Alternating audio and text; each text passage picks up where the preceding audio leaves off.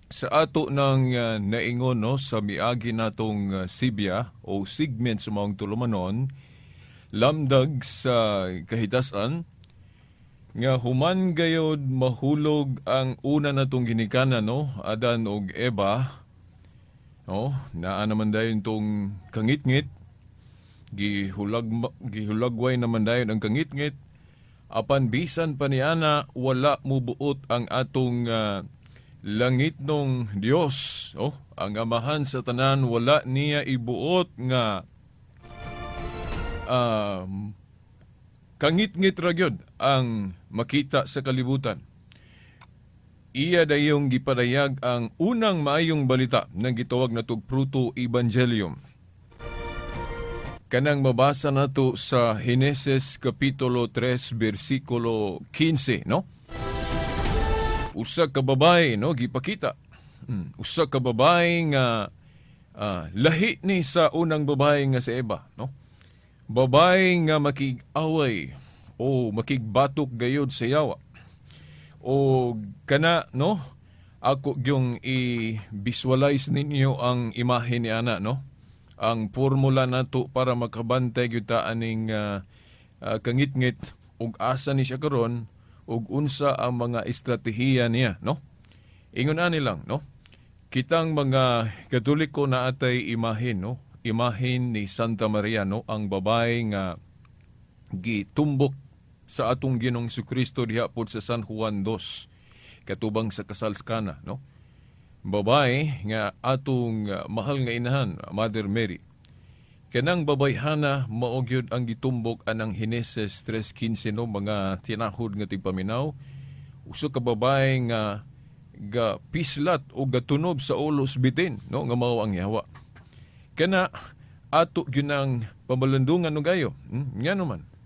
Tungod kay kanang babayhana diha, ang mensahe niya nga dala mao kanang mensahe sa pagkakristohanon, no?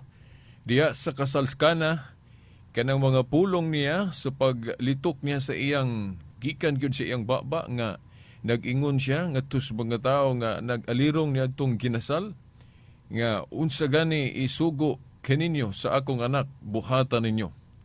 Buri pasabot ka ng babayhana, mangulog yun na, no, so pakigbatok sa yawa. Muna nga kita karong naminaw, ato bang gipaminaw ning mensahe sa maong babae, no? Kay kining maong babae, makigbatok magyod sa kangitngit o ang yawa. Gihulagway diha nga, diha sa atong imahin nga gipislat ang ulo sa bitin. But ipasabot, ang plano sa yawa, maguba. Ako nang giingon ninyo nga diha sa San Lucas 1, makita na to diha, gihulagway diha, no? Ang pagka-pislat sa ulo sa bitin. Unsa man, kanang pagsugot ni Santa Maria nga siya magmabdos katubang nananghid ang Diyos pinaagi ni Anghel Gabriel nga manamkon siya, si Santa Maria, wa gid siya mobalibad. O sa pagsugot, no, sa wala pagbalibad ni Santa Maria, buot ipasabot sa naguba ang plano sa yawa. Nga naman, kay ang plano sa yawa, maong kita maparihas niya, no, nga malayo sa Diyos. Kay nagrebelde man siya sa Diyos, no, nalayo man siya sa iyang magbubuhat nga mao ang Diyos. Mao na nga mangangin po siya. Mao nga gusto niya nga kitang mga tao, dili ta makabaton og kaluwasan. Mao na ang iyang plano nga kita dili maluwas, but ipasabot nga anaata niya, no, maparihas na niya nga nalayo sa magbubuhat o nalayo sa Diyos. Apan wala magsilbi, no, wala magsilbi ang iyang plano tungod kay ang babae wala man manalinghog kaniya. Ang unang babae nga si Eva na nalinghog niya kay natintal man to. Mga tinahod nga tigpaminaw. Pero kanang babayhana, no, kanang sa Henesis 3:15 babae na nga makigbugno gayod sa demonyo. Nakaron ato ning pamalandungan og tukion nato ni pag-ayo unsa ning trabaho sa maong babae o kining trabaho sa kining yawa. So, kanang Henesis 3:15 diba gihulagway diha nga si Santa Maria, mauna, iyang gubon ang plano sa demonyo o sa yawa. O katong iyang pagsugot sa pagpakatao, no, o pagpahibalo sa Anghel Gabriel nga niya nga manamkon siya, mao man to ang pagguba sa plano sa yawa, pagpislat sa ulos bitin. Nakaron timan-an biya nato nga kanang Henesis 3:15 kanang kaliwat sa babae giingon po diha nga makigbatok sa kaliwat pusbitin sa tupa sa yawa. Mga igsuon, atong ihulagway ninyo ang usa sa ilhanan kung kita naabata sa kaliwat sa babae. Naabata sa kaliwat sa babae. Timan-an biya nato nga kining babayhana, no, nga si Santa Maria aduna ni siya maayong relasyon gayud sa Dios. Nganoman, kay niunong man siya sa kahayag o sa lamdag, nganoman, kay wala man siya mutuo o magpailalom sa lingla sa yawa. Katong iyang pagsugot lang, no, sa anghel, mo man to. Kay kung nibalibad pa po si Santa Maria nga siya magbabdos, bot pasabot, nakig-unong siya sa plano sa yawa. Nganoman, kay dili man ta magkabatog kalawasan. Ang Dios dili man pod mo kana bang mamugos kung dili pod ang tao, di ba? Kita mga tao na amantay kagawasan, ang Dios dili man mamugos nato kung kita mubuhat og maayo, di ba? Wa ta pugsa sa Dios, pwede ta mubuhat og dautan. Mausab ni ana wala gipugos sa Dios si Santa Maria nga magbabdos. Mao nang ang anghel mipahibaw pagyud kaniya, but pasabot nananghid pagyud og wala gyud mo balibad si Santa Maria, but pasabot naguba ang plano siya wa kay makabato na magkaluwasan ang katawhan. Makabato na magkaluwasan ang katawhan. So lahi gyud ning babayhana, no, si Santa Maria kay sa unang babae nga si Eva nga nalingla nagpatintal siya wa. No na karon nga kitang kitang mga nagpaminaw ron, for example, sa atong mga kababayanan, asa man ta na nabilong, o asa man ta naparehas ni Eva bagihapon nga nahulog, nagpatintal, o ni Santa Maria nga ang babae nga gitumbok diya sa Henesis 3:15 nga dili mo pailawom sa panglimbong sa yawa. So atong mga kababayanan, basig makaingon ang mga babae po nga, babae ra may gitumbok ni mo veritas. Kamo day mga lalaki ni apil mabud mo. Yes, mauna. Pero gi frontline na to ang babae kay sa ato nang giingon no sa miagi na tong Sibya nga ang babae magyud mo'y unang natintal. Mauna nga babae po'y mag-una sa pagbawi niya ng pagkahulog. Mauna bitaw. Mao bitaw to akong giingon ninyo ba nga sa theology, pagtulon ang Katoliko, nga kung ang babae mo'y unang hinungdan sa sala, kinahanglan babae pod ang mahimong unang hinungdan sa kaluwasan. Ug mauna si Santa Maria. Kay kadtong iyang pagsugot sa plano sa Dios nga siya magmabdros, mao man to ang pagkapislat sa ulos bitin. Kay guba man iyang plano. Kay ang iyang plano nga dili kita makabaton og kaluwasan, pero nakabaton man. Nga naman, kay wala man mubalibad si Santa Maria. Mao na nga ang teolohiyang Katoliko gatudlo na to. Mao na nga kung ang Dios mihapit og babae, mao na nga ang ato pong theology nga Katolisismo, dili pud mawala yun na nga kita mo ilag yun ni Santa Maria. Nga sa atong pagpaingon sa Dios, dili daotan nga mohapit tag babae nga mao na si Santa Maria.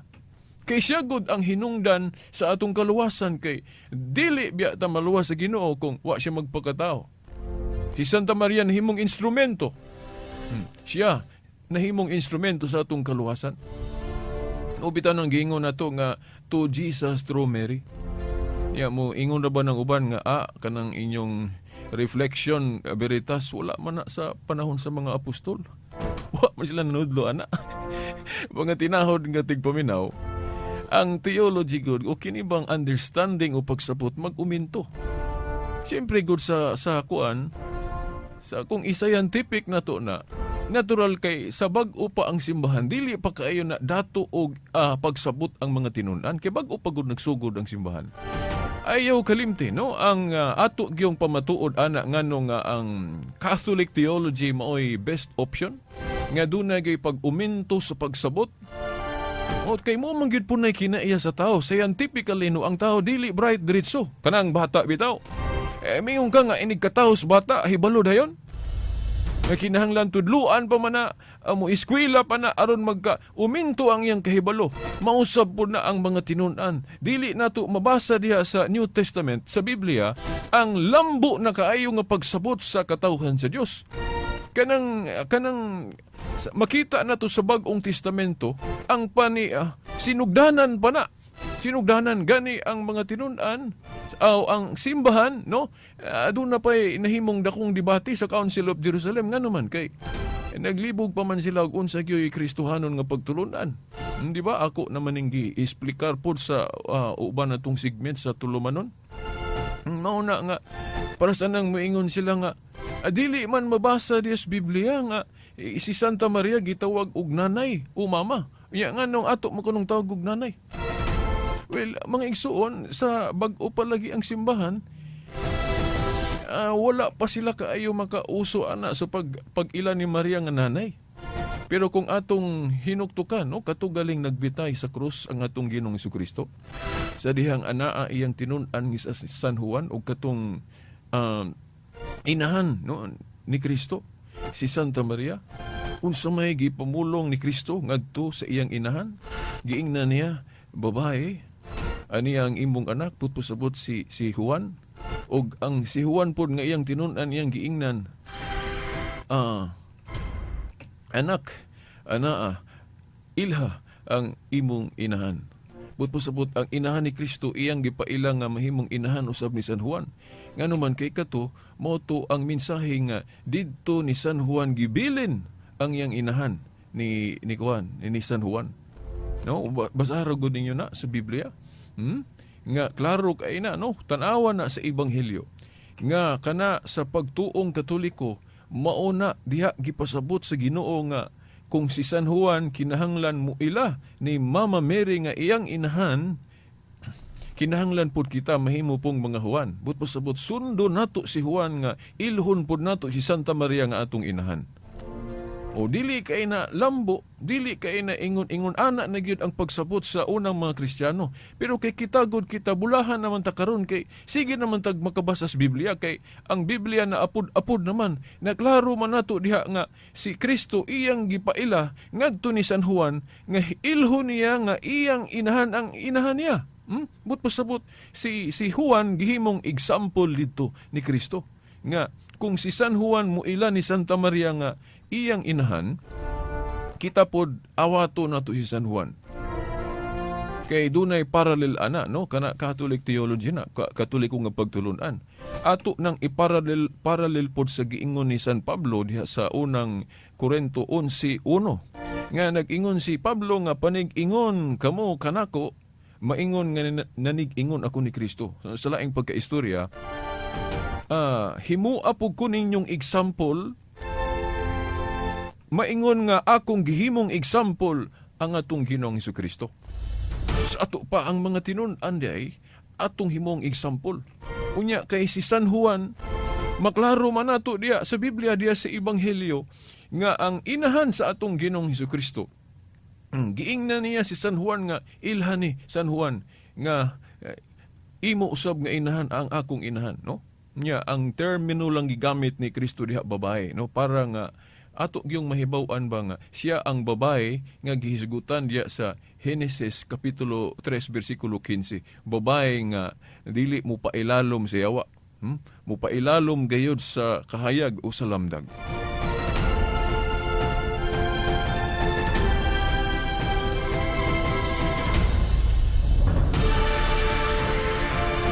So, mao na mga tinahod nga tigpaminaw. O gunya, ang kaliwat sa babae, timan-an na to, diha sa San Lucas 1:48, no? Mamalandong tani, kay giingon diha nga ang kaliwat sa babae, mutawag ni Santa Maria og bulahan, o blessed. Diba, si Santa Maria diha sa Lucas 1:28, nag-ingon ang anghel nga to kaniya, sa Grego, kay karitomene, no? Ambot po sabot, anak, puno ka sa grasya mo na nga diha sa duway version mo'y pinakaduol gyud sa kanang translation ba nga kikaritomene nga puno ka sa grasya, no? Sa ubang hubad wala kayo magiklaro ba nga puno sa grasya, no, diha sa San Lucas 1:28. Pero sa Grego kikaritomene matud pa sa mga scholar aning Biblia ang pinakaduol o kung dili mangali takdo gyud ang pinakaduol gyud nga hubad anang San Lucas 1:28 nga kikaritomene kanang full of grace. Mao na nga si Santa Maria puno sa grasya. Unya diha sa San Lucas 1:48 unsa man iyang gipamulong. Ingon siya nga, sukad karon ang tanang kaliwatan mutawag kana kog bulahan. But pasabot ang kaliwat da is babae nga si Santa Maria mutawag og bulahan niya. Na karon unsa mang tinuhuana nga sigig yung tawag ni Santa Maria og bulahan. Di ba? Simbahang Katoliko. Nga naman, diya sa Santos nga Rosario kanang pagbalik-balik nato sa pagkabulahan ni Santa Maria, sigig yun na natuman sa atong Santos nga Rosario kanang pagkabulahan ni Santa Maria. Kay sa ubang tinuan wala man sila ingon ana.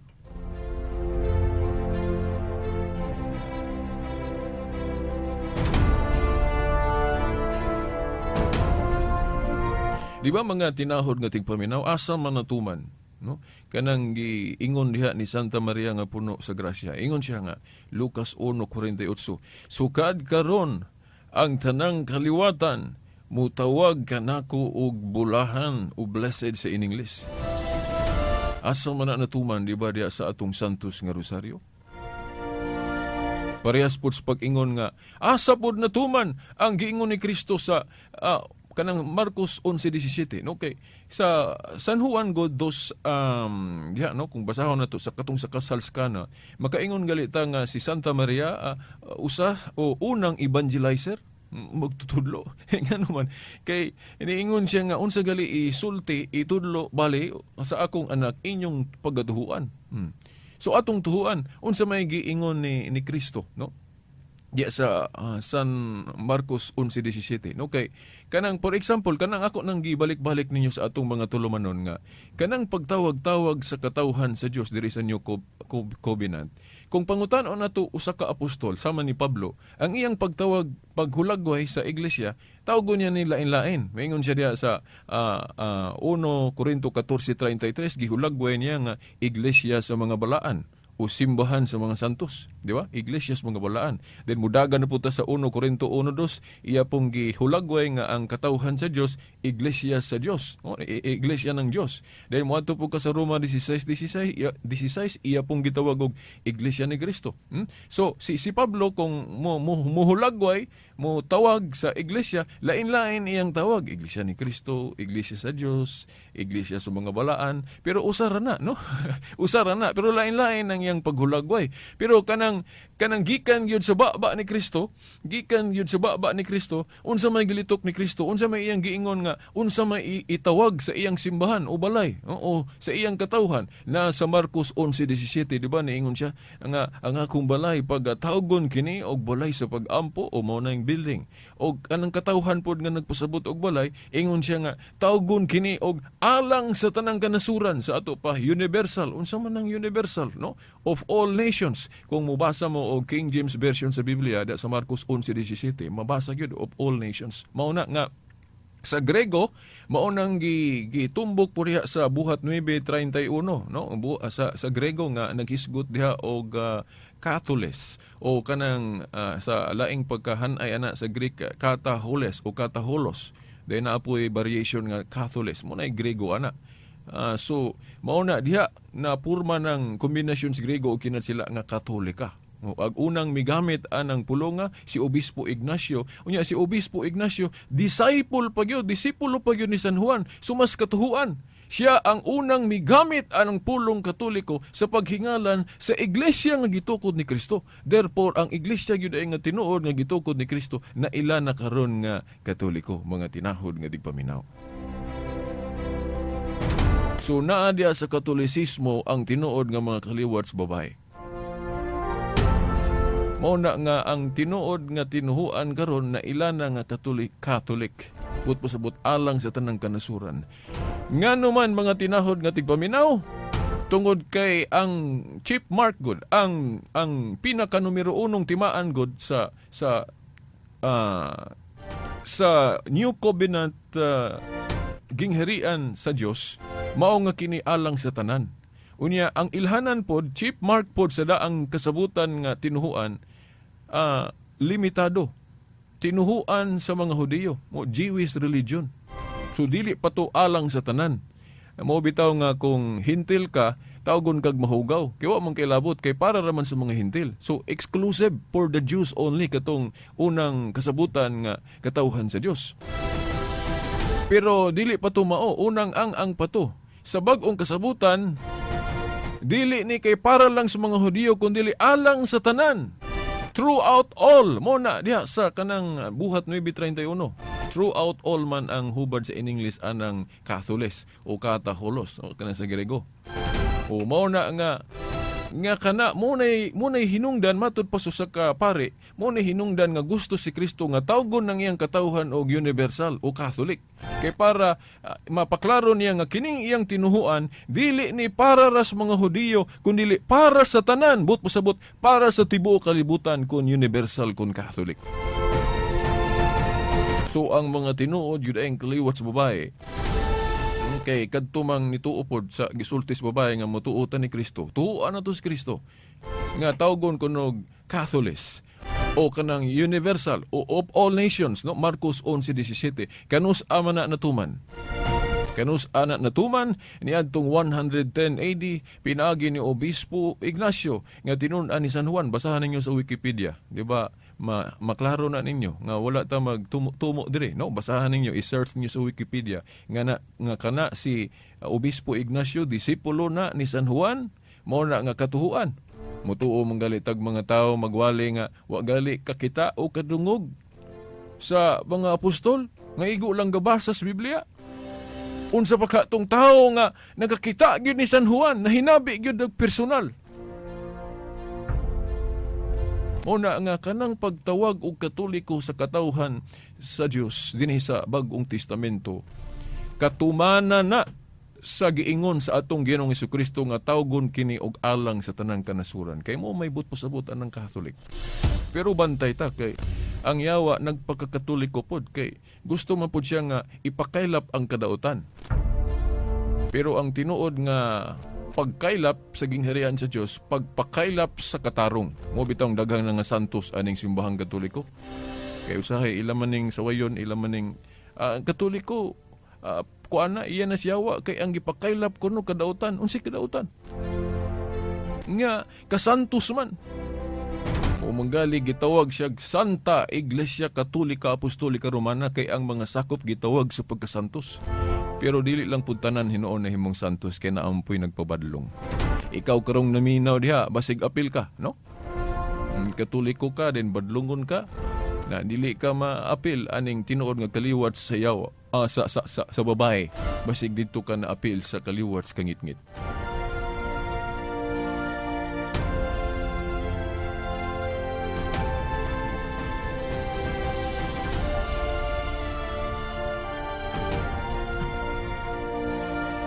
Larabang so wayo nang magprosesyon diya magkaadlawon nga magsigig balik-balik og tawag ni Santa Maria Bulahan nga maura ba na katumanan anang Lucas 1:48 sukad karon ang tanang kaliwatan mutawag kanakog bulahan.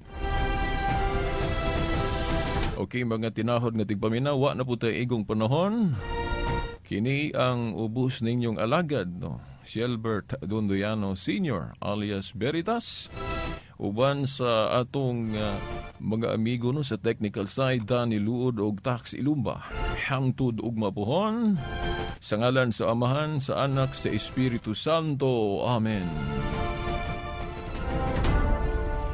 Kangit-ngit o mga suliran sa kalibutan, suliran sa mga kabataan, nagkadaiyang korupsyon sa katilingban, ug bisan sa atong simbahan, adiksyon o suliran sa droga, panagbahin-bahin sa katawhan, sa relihiyon o tinuhuan, ug uban pang mga suliran, unsay mga hinungdan ni ining tanan. Tungod niini nahimugso na tao kining tulumanon, lamdag sa kahitasan, tulumanon nga muayag, mubatbat ug mutubag ni ining tanan. Uban ni ining inyong sulugoon, Silbert Dondoyano alias Veritas. Lamdag sa kahitasan! Lamdag sa kahitasan! Ang maong tulumanon, inyong madungog matag adlaw. Lunes hangtod Sabado, sa may alas 6:30, ngadto sa alas 7 sa gabi. Ug sa adlawng Domingo, alas 2:30 ngadto alas 3 sa hapon.